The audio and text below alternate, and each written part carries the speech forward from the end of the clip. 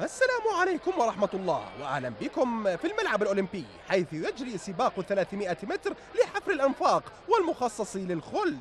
حكم المباراة اليوم ليس سوى النعامة الخبيرة العالمية في هذا النوع من المباريات. وانطلقوا. الأمريكي ينطلق في المقدمة. انظروا إلى النفق الذي يحدثه، واضح أنيق ومستقيم. الأمريكي يرتطم بشيء تحت الأرض، لكن الخلد الأوروبي يستقيم ويتابع السباق، لكنه تأخر لبضع ثوان بسبب تلاعبه.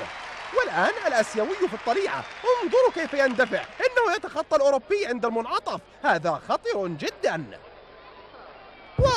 ارتطمت الرؤوس ببعضها، نهاية متوقعة لهذا النوع من اللعب.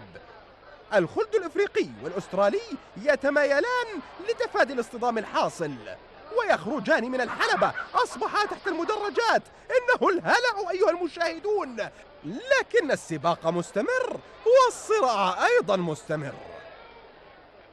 ترى من الذي سيفوز؟ والنتيجة النهائية: التلة الذهبية للآسيوي، الفضية للإفريقي، والبرونزية للأوروبي. كان معكم مبسوط. وأما الآن فعودة إلى الاستوديو، والسلام عليكم ورحمة الله تعالى وبركاته.